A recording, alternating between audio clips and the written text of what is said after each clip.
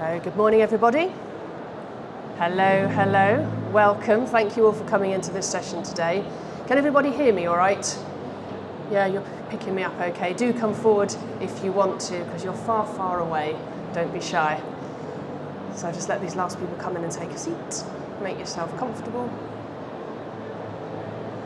So yeah, by way of introduction, I am Miranda Steeples. I'm a dental hygienist, dental therapist, current president of the British Society of Dental Hygiene and Therapy. And when I thought about writing this presentation, for a short time, I wondered, would it be useful? Is it necessary? Should I do it? And then over the summer, when the dental care professionals, the DCPs, had to do their annual renewal, I then realised with some of the things that I was seeing on social media that actually it was very much needed, because I was seeing mostly anonymous posts across all of the professions where people worried that they hadn't actually met the requirements and they had lost their registration. So, disclaimer, I don't work for the GDC. I have no affiliation with them other than I'm a registrant, just like you are. Okay, I'm a dental hygienist, dental therapist, so I'm here twice, I'm counted twice. And I just thought, as president of BSDHT, it's a useful tool just to have a reminder, an overview really, of what we need to do. Because each year we see that somehow people don't always know what they need to do. So your learning aims are right there, they're there for you to see. And your GDC development outcomes are B and D. So to begin with, I thought we'd talk about who are the GDC, what do they do? And then it's also important to think about what they don't do, and so what? Who cares? Then we'll talk about what is required for each of the registrant groups, because it is slightly different depending on your registration. And then what will happen if you don't comply with your requirements? Then if you do fall off, what do you do about it? How do you fix this? And then finally, why is it a good thing? And I've realised how that looks on the slide, because falling off is definitely not a good thing. But why is having GDC registration a good thing? And this is just my view, my interpretation of it, and hopefully by the end of it, you'll see my justifications and you might agree as well. So who are the GDC? Well, it depends who you talk to. I found some definitions online, and so basically the Professional Standards Authority would tell us that the GDC are an organisation which regulates dentists and dental care professionals across the United Kingdom. They set standards, they hold a register, they quality assure education, and they investigate complaints, which all sounds quite stern. The NHS BSA will tell us that they're the statutory regulator of dental professionals in the UK, which is quite simple. And the GDC themselves tell us that they work to protect dental patient safety, maintaining public confidence in the dental professions. And they comprise the council, the executive team, committees, and the fitness to practice panel, and case examiners, and some more as well.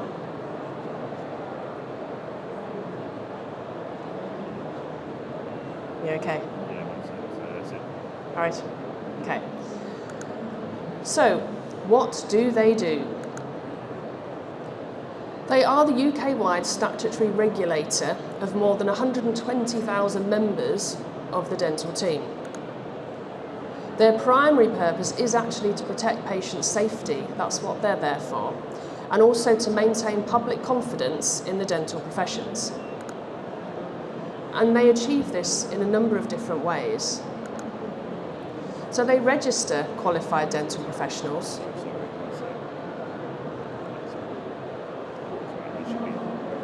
Okay. And they do set standards for the dental team. They investigate complaints about dental professionals and their fitness to practice. And they work very hard to ensure the quality of dental education in the universities and different courses. They maintain the register, and they investigate illegal practice and fitness to practice cases as well. They do research and they consult the profession when they're going to make changes. And they also offer educational quality assurance. They provide guidance documents, things like scope of practice and your standards for the dental team that we all need to be following as well. And they host the Dental Leadership Network, which is something over the last 2 years I've had the pleasure of attending. And so, to be fair, I have seen a slightly different side of things and how they've really tried over the last few years to reach out to the profession and to try and listen to us more and to make things better. And they set the continuing professional development requirements as well, and that's a big part of what this presentation is going to involve. So what don't they do? So they don't represent the interests of dental professionals. Typically, that's not their priority. Their core purpose is to protect the public. And so this is something that I see online quite a lot. You know, people saying, what are the GDC going to do about this? My boss is doing that. Well, probably not a lot, because that's not their role. You know, if you have a workplace issue, that's something you need to take up with management, or if you work in a larger corporate, with your area management and so on. Unless, of course, it is a legal practice, or your practice principal is doing something they really shouldn't be doing. There's a case I often think of from years back now where a dentist was urinating in the hand wash sink. Then that is something you probably want to flag up a little bit higher, because that's clearly unacceptable. But they also don't set pay levels for dental professionals. They have no powers to influence employers with regards to what they pay their staff. So similarly, that's a conversation for you to have in-house, to talk about, to discuss, to negotiate if you're self-employed. Talk to your professional organisation. They're the people that can help you with that sort of conversation. They also don't register dental practices.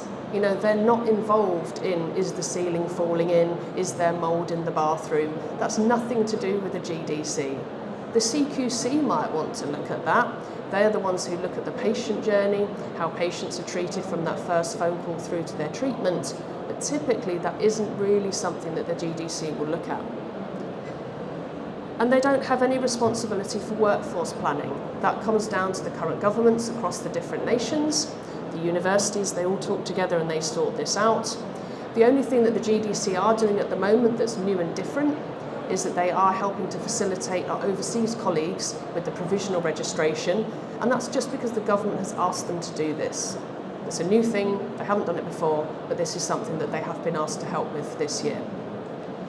And they don't typically represent your interests. As I say, that is the role of your professional organisations.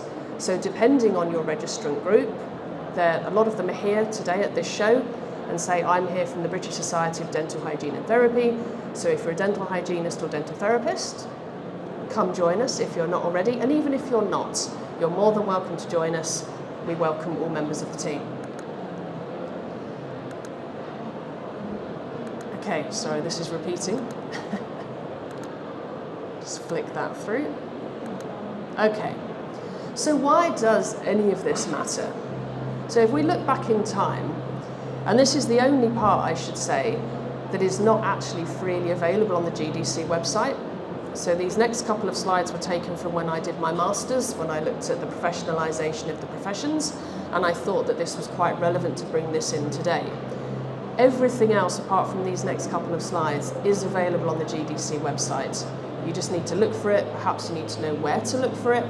And so my aim of today was to basically bring it to life and to hopefully explain it in a slightly more palatable way. So that picture shows us dentistry as it used to be. I mean, that's from like the 1600s, and it was pretty much like that until, the late 1800s, and even in the early 1900s to a point. Anybody could be a dentist, or at least act as a dentist. And dentistry back then was really restricted to pulling teeth out, and so anyone could do that. But the dentists who had established themselves at the time, the BDA was around in the early 1900s, they wanted to put a stop to this. They wanted to professionalise the occupation. And if you look at literature, of which there is quite a lot, it does tell us that there's 5 specific criteria that need to be in place in order that an occupational group can call itself a profession. So there's 5 things they need to do that are quite distinct, that sets them apart from any other tradesperson. So initially, the group commands respect. They have elevated social standing, they have recognition, and they receive financial reward for the work that they do. And they dominate a distinct body of knowledge. And when I talk to some dentists, because now we're talking about putting the mouth back into the body, and when I say, well, you took it out of the body in the first place, they look at me slightly strangely, but that is what had to happen. Because back in that time, dentists who were registered were under the General Medical Council register. And so in order to set themselves apart, they had to take the mouth out of the body and present this whole area as the part of the body that they were going to take charge of. This has nothing to do with you medics, this is us, it's the dentists, we are going to sort out this part of the body. And you have to have a university education. That was one of the prerequisites. And when you look at some of the other registrant groups, like our dental nurse colleagues, dental technicians, got dental hygienist colleagues who perhaps didn't have a university education, you could wonder, do they fit into this category or not? But the generally accepted thing is, well, they're on the GDC register, so yes, they do. They are professionals. A professional group will also have control of services and patronage. So again, that's coming into dominating this distinct body of knowledge that nobody else should be doing dentistry. We see it all the time now, don't we, with illegal tooth whitening going on? That is the business or the practice of dentistry. Trading standards take quite an interest in that and will try and stop it. And if we look at other industries, a lot of the facial aesthetic industries, that's not regulated yet. There is a push to get that regulated so it's safer for patients. So I do think that's quite a good idea. And then the final part of being a professional is that you're autonomously regulated.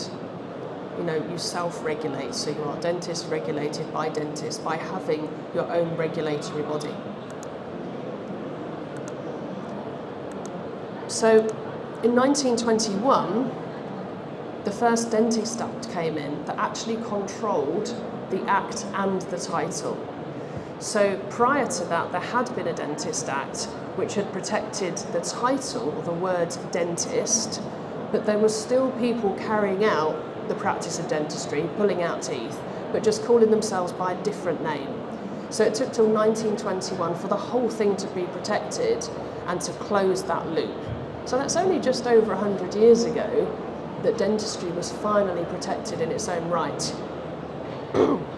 So at that time, they were doing the licensure of dental surgery examination, but because it was post-war and there had been some servicemen that had come back from serving in the war and they'd set themselves up as dentists, if you had done 5 years of dentistry as it was, then you were permitted to join the register, which at the time was with the GMC. So you could join the register, call yourself a dentist if you'd got 5 years of experience or you'd done this university course. Next up, fast forward to 1946, and that was when the Teviot report was published. So that was commissioned by the government to have a look at dentistry, and they made a recommendation back then that yes, we should have our own regulation system, that we should be set apart from medicine. But there was a number of different breakdowns in communication because there was a lot of other recommendations that were made, namely the training of dental hygienists and dental therapists. There was lots of toing and froing between the profession and between the government, and so it was quite some time later that the GDC actually finally formed. And that was in 1957. So that was it. Dentistry is a closed profession. You are now a registered professional group.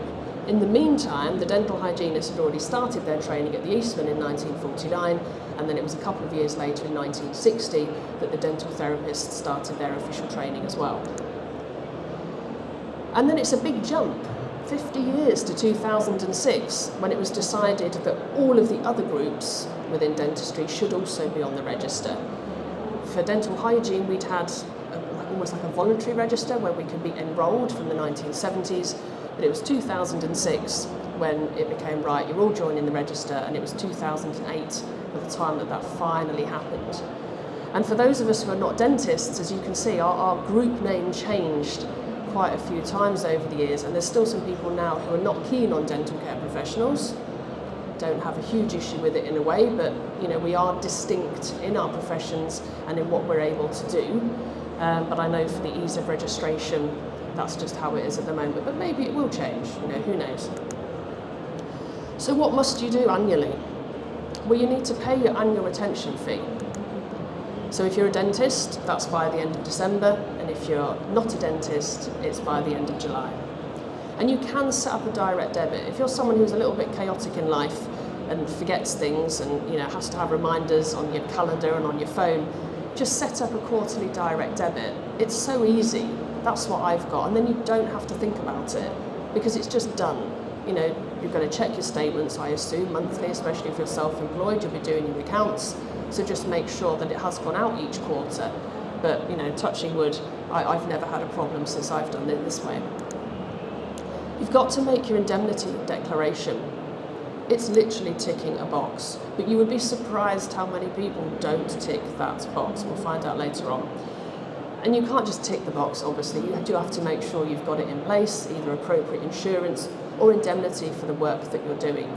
They'll want to know, are you doing part-time, full-time? If you're a dental hygienist or therapist, they'll want to know if you're offering direct access appointments, if you're doing any facial aesthetic work. You've got to make sure that you are appropriately covered for the work that you're planning on doing. And you need to submit the correct CPD hours. That's also incredibly important. And it's not just about the correct hours. You've got to make sure that it's appropriate and that you've covered all of the requirements that make it an acceptable piece of CPD. And so how many hours do you need to do? And this is, it's a target, it's not the final word on this. If you do more, great, but you can't do less. So if you're a dentist, over 5 years, it's 100 hours. If you're a dental nurse or a dental technician, it's 50 hours, and everyone else in between is 75 hours. So that's over the 5 years. And when does your cycle start?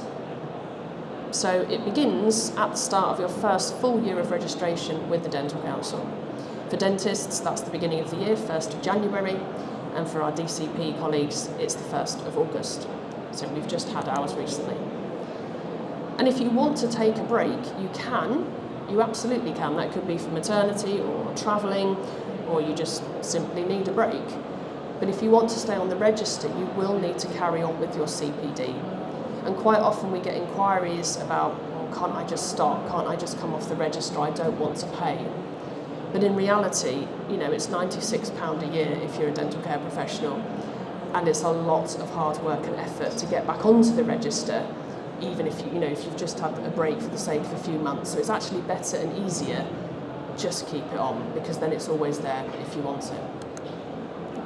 So more about CPD, because this is something that I'm quite passionate about, and you clearly are, because this is why you're here. You've given up your Friday morning to come to this show and listen to me. This is where it does get a little bit more complicated, and I know that the GDC have been looking at this. I'm involved with the other registrant groups, with the Dental Professionals Alliance. We've also been working with them on this, about how can we make this more simple, and that's also partly why I'm here today as well. Because whatever your title, you need to do a minimum of 10 hours each year, okay? Every 2 years, beg your pardon. Just checking. So this is achieved through the requirement to do a minimum of 10 hours of very viable CPD across any consecutive 2-year period. And you can choose, though, to do no CPD in a year, if you want to. But then you still need to make sure you've done 10 hours the year before or the year after, and you still need to declare that you haven't done any. That's something that catches people out. You still have to go on the website and tick that box and say, I've done 0 hours, or you've done less than 10. And this chart is available on the GDC website.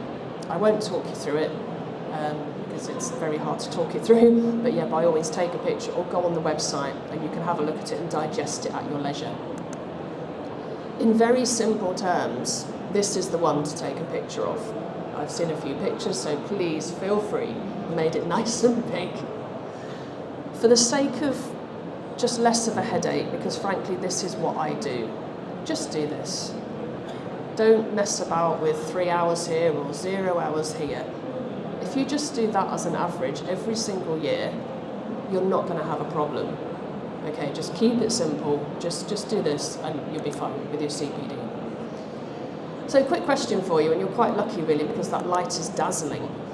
So I can't really see you, but I would like a show of hands to tell me who you think is responsible for checking that a CPD activity meets the GDC's requirements.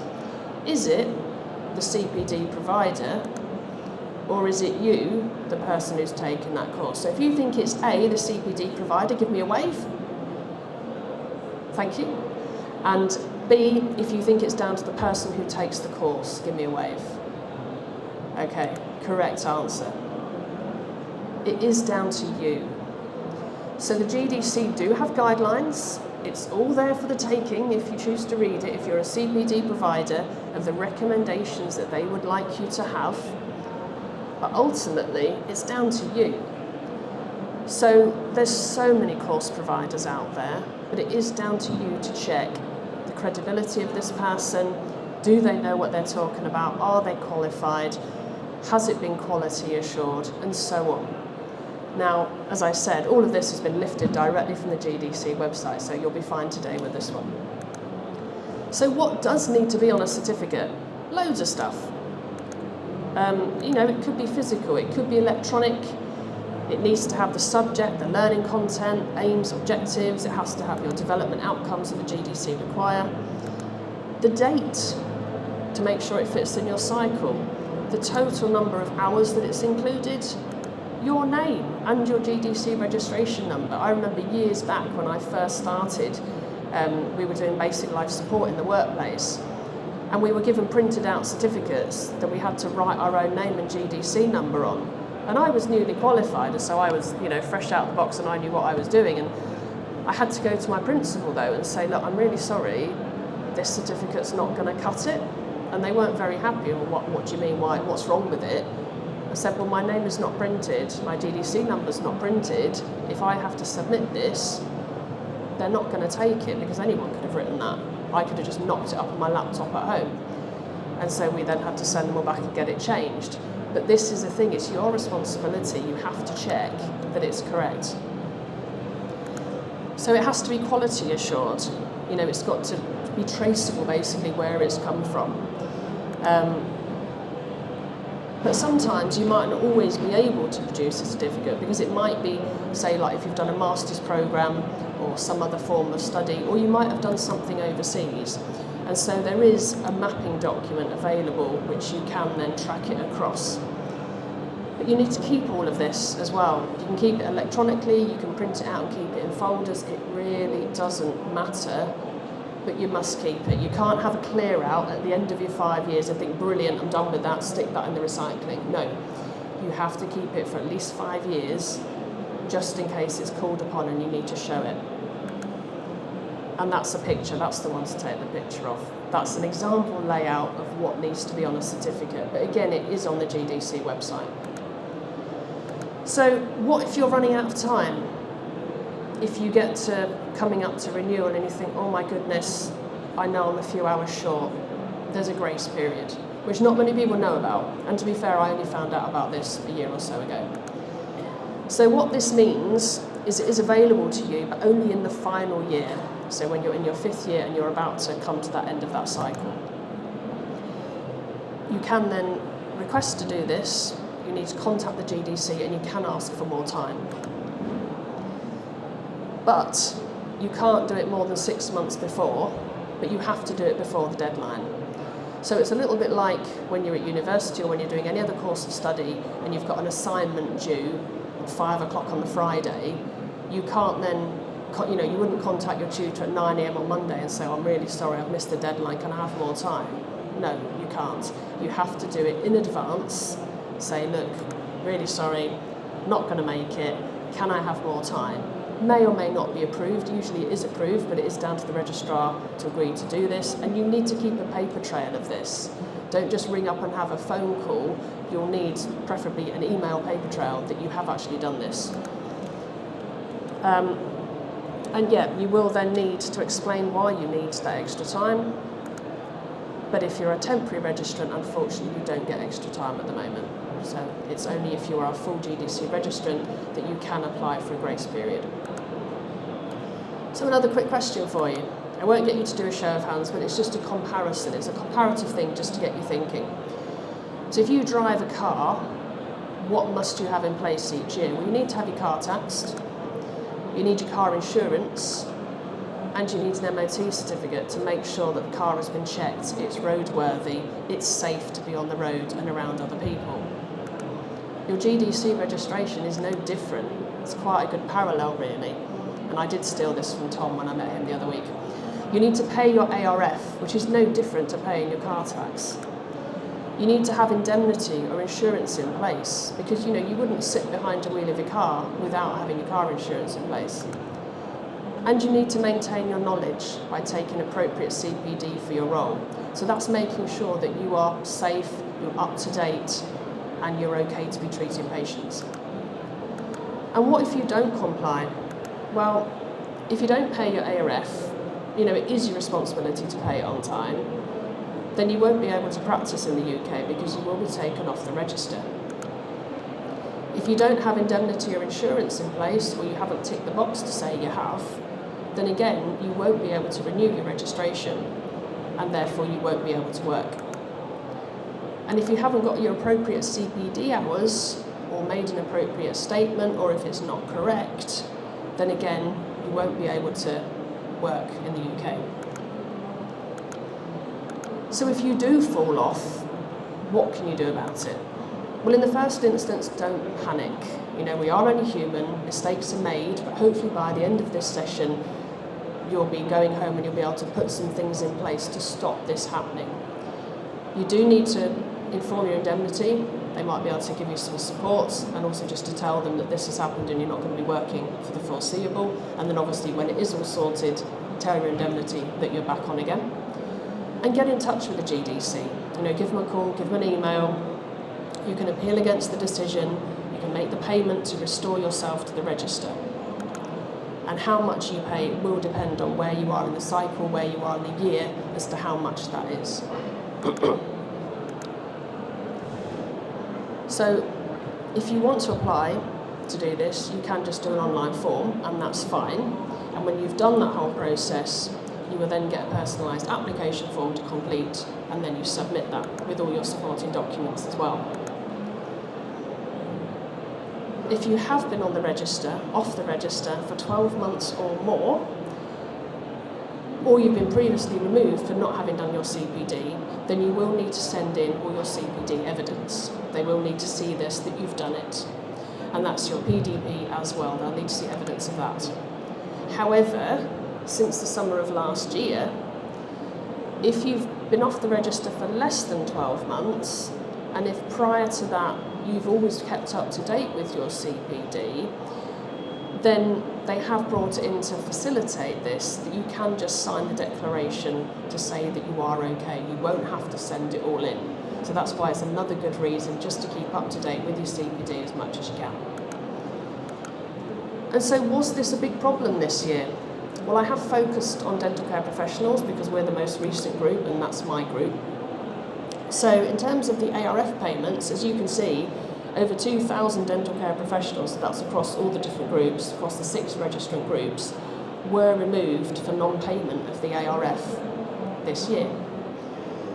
So currently there's just 108 applications to be restored to the register, and some of them have gone through, but not all of them have. Not all of the dental nurses have, or the dental technicians, not all of those have applied to be restored yet. So maybe they chose to be off. 384 didn't make an indemnity declaration. This is literally ticking a box, but this is your livelihood that you'll lose because you haven't ticked a box and you haven't made a statement. But it is less than last year, so that's good. And CPD. Over 1,600 weren't compliant with the CPD. But it is less than last year, so it is moving in the right direction. Letters are sent out. You do get texts and emails as well to remind you, and you do have a little bit of time to get that in before final removal at the end of October. And you can see the numbers there for each of the different groups who didn't submit their CPD in time. But sometimes people do want to come off the register, and you can voluntarily remove yourself. So you need to apply to the GDC, to let them know that you're coming off for any reason. You can do that. If you are not subject to fitness to practice, that's quite simple. If you are subject to fitness to practice, then you will need to go through a few more steps in order to do this. You know, you can't just slip off and not face the music. You know, that does need to be wrapped up as well. And also if somebody passes away, you know, they need to be told, otherwise they'll just be sending letters out all the time, and that's quite distressing for the family. So it's one of those other things just to cancel if somebody does pass away. But help is at hand.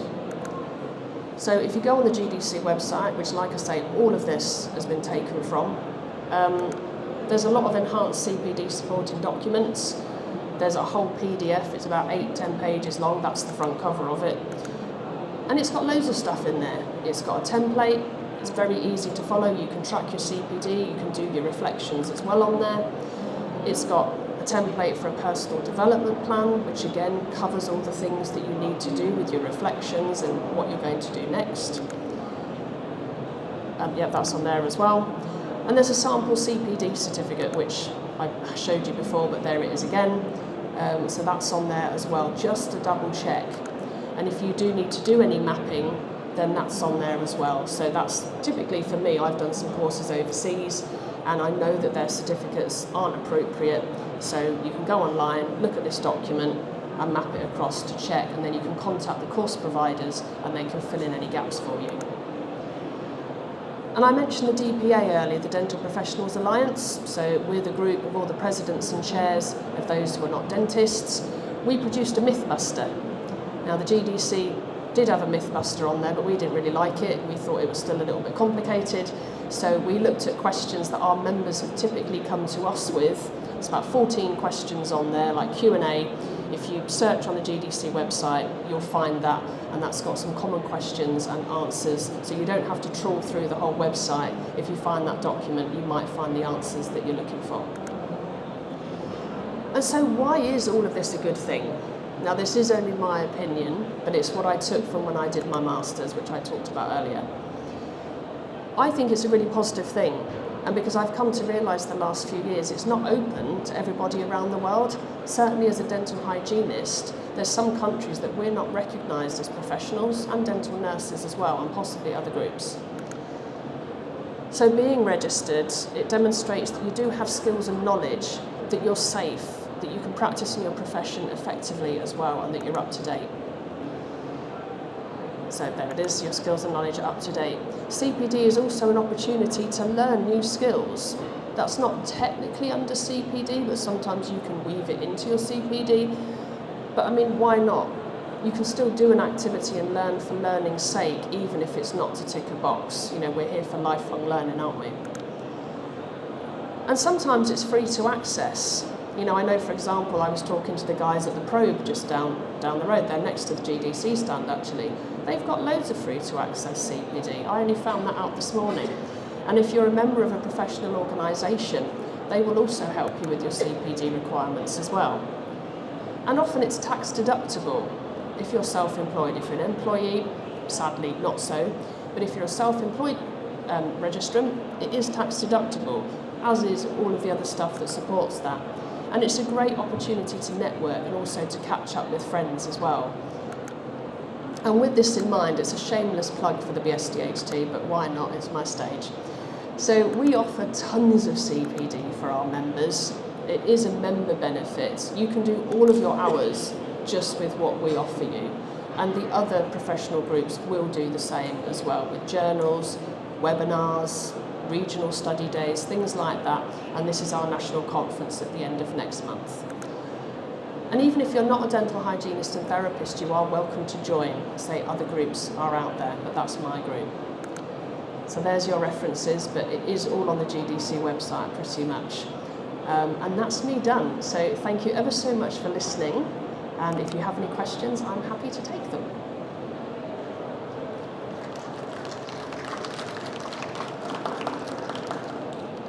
I can't really see because the light's dazzling, but if anyone does have a question, wave your hand up, and there's a lady with a microphone, or if you don't want to shout out across the room, I can stand at the back of the room for a little while and we can have a conversation if you'd rather. No? Okay. That's us done then. Thank you ever so much. Enjoy the rest of the show.